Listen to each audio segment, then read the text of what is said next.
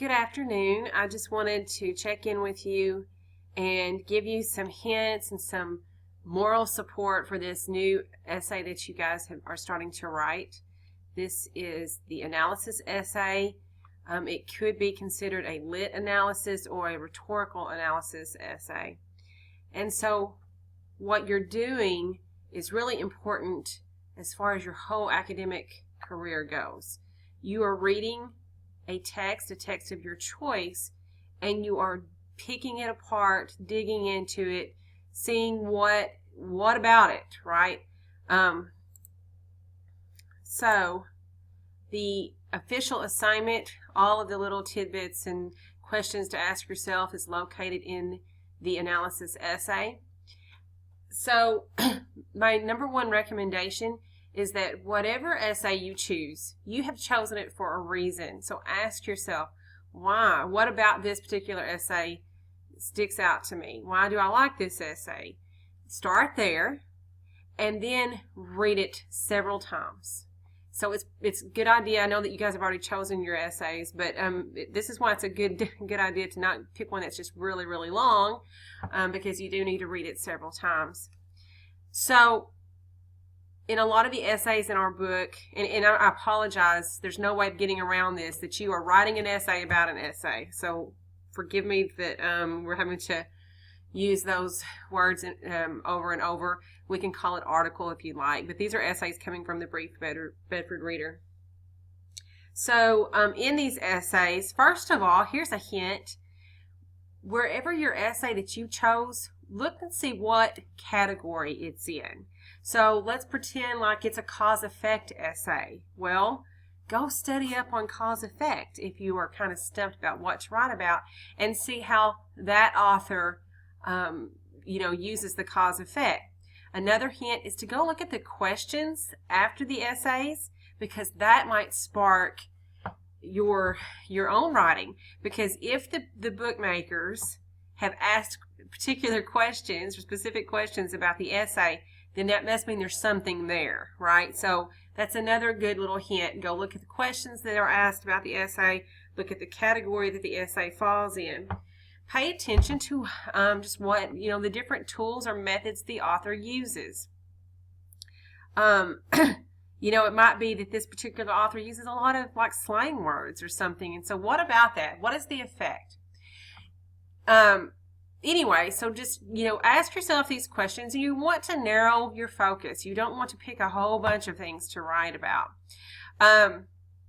Another hint as to how you might help yourself is to look at the peer review questions.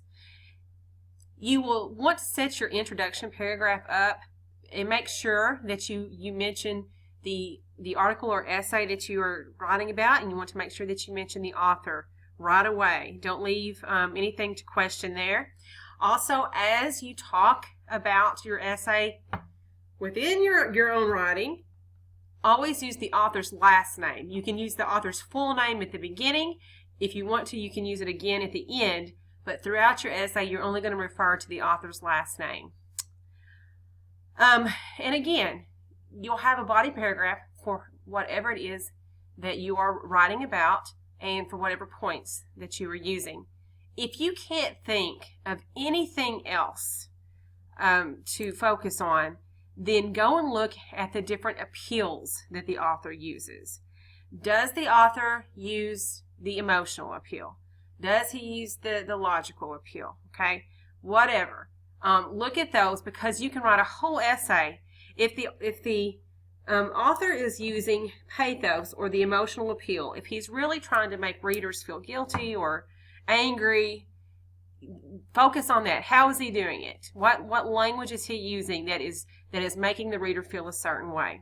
Okay, so the problem with this essay is that students sometimes don't feel confident in what they have to say, and I mentioned to you at the beginning of the semester that your ideas are important, and you may be reading a particular article or essay in a way different from your classmate, and you might see something there that we didn't see. So talk about it. Of course, please pay attention to, you have an example. In this particular example, I believe it's 4 points, right? And so, and I use the best pizza in the world because you guys already had to discuss that, so you should have already read it. And so you can kind of see how this author does set up this energy by the different words she uses and the different ways that she describes.